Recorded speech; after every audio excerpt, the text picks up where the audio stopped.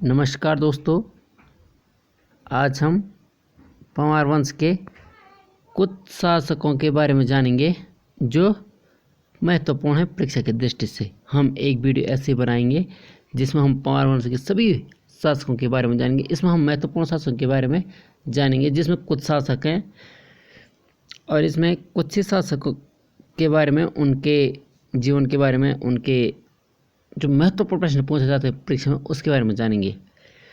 तो आइए शुरू करते हैं। इन शासकों में सबसे पहला शासक है मानशाह। तो जानते हैं मानशाह के बारे में। बलभद्र शाह के बाद गद्दी पर आसीन हुए पंवार वंश के 44वें राजा थे। कौन? मानशाह। पंवार वंश के कितने राजा थे?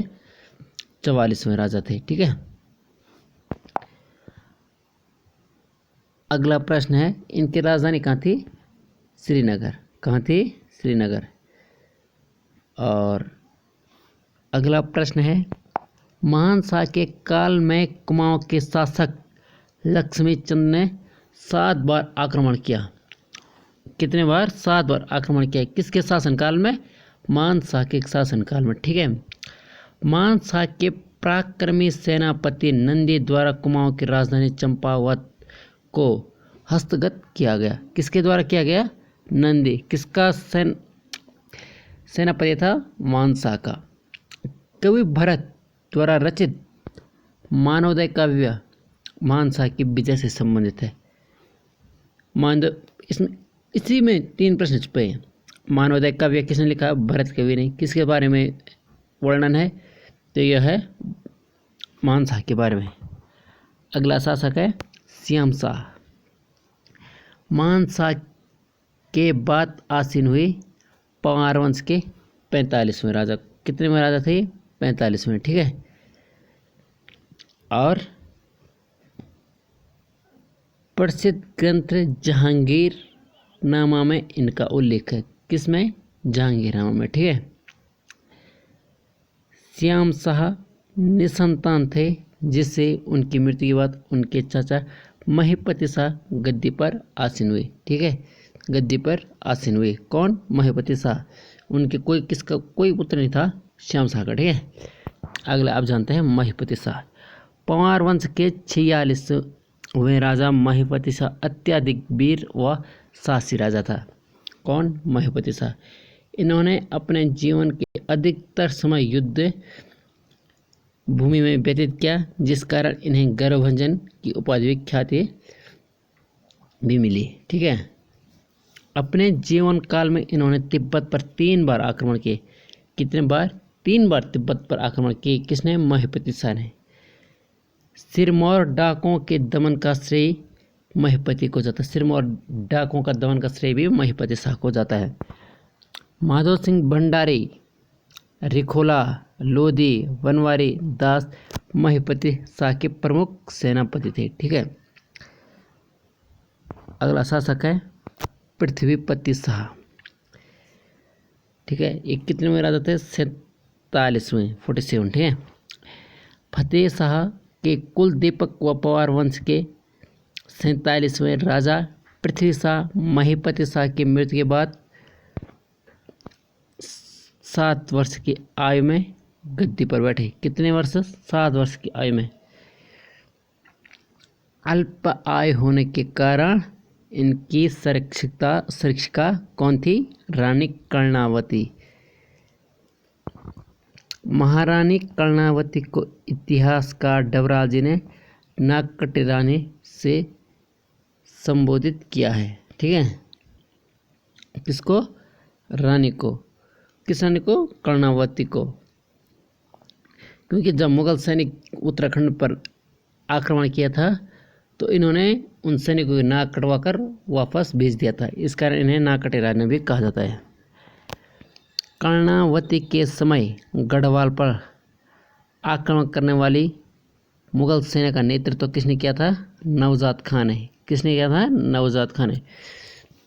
अभागा राजकुमार सुलेमान सिको को पृथ्वी शाह द्वारा शरण दी गई। किसको दिया? सुलेमान सिको को। ठीक है। जो औरंगजेब का भाई था।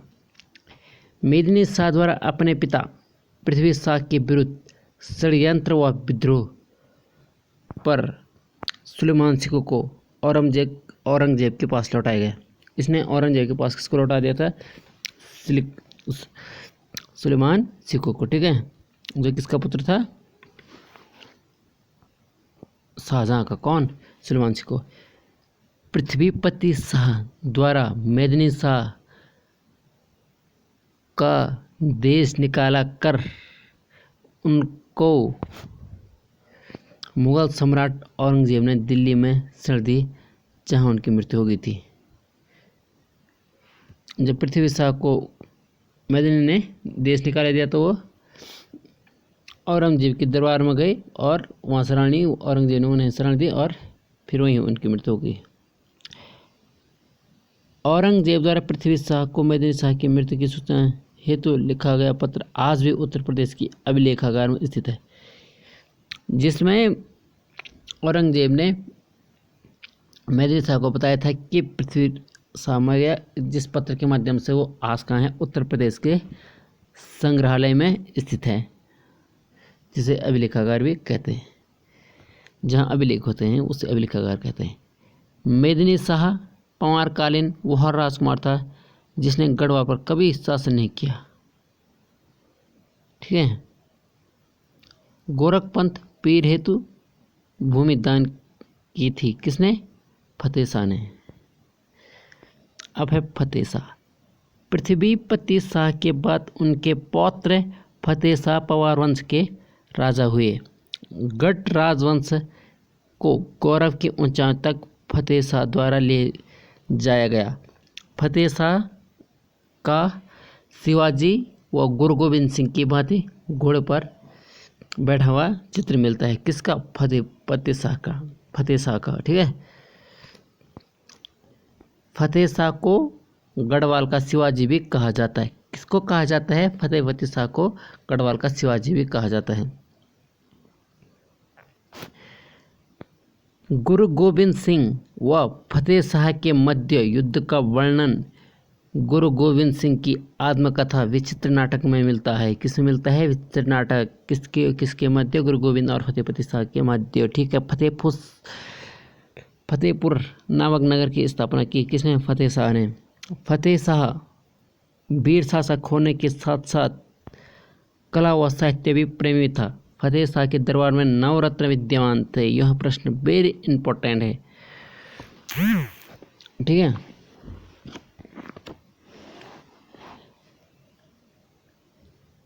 फतेह शाह के ग्रंथ रत्न कवि द्वारा लिखा गया जो हस्तलिखित है। रत्न कवि का वास्तविक नाम भी छेमराज था। जटाधर या जटाशंकर रतन कवि या छेमराज फतेह शाह के दरबारी कवि थे, ठीक है। फतेह प्रकाश नामक ग्रंथ की रचना कविभूषण द्वारा की गई थी। कविराज सुखदेव मिश्रा द्वारा रचित ग्रंथ वृत्ति विचार में फतेह शाह की वीरता का वर्णन मिलता है। किसमें? वृत्ति विचार में। वृत्ति कुमुदी के लेखक मत्तीराम द्वारा फतेह शाह की प्रशंसा की गई है। फतेह शाह द्वारा सिख गुरु राम राय अपने दरबार में बुलाया गया, वह आदर सत्कार किया गया गुरु राम राय को, ठीक है। फतेह शाह द्वारा गुरु राम राय को 3 ग्राम, कौन कौन से ग्राम थे? खुदबुड़ा, राजपुर, चमासारी दान किए गए। उपेंद्र शाह फतेह शाह के पुत्र थे। उनकी मृत्यु के पश्चात गद्दी पर आसीन हुए। अब अगला शासक पढ़ेंगे हम प्रदीप शाह। उपेंद्र शाह के उपरांत गढ़वाल की धरती पर प्रदीप शाह के शासन किया। इतिहासकारों के अनुसार उनके द्वारा 30 वर्ष तक शासन किया गया। किसको? प्रदीप शाह ने 30 वर्ष, ठीक है। राजमाता कनक देवी को प्रदीप शाह की संरक्षिका माना गया। प्रदीप शाह के काल का एक सिक्का लखनऊ संग्रहालय से प्राप्त होते हैं।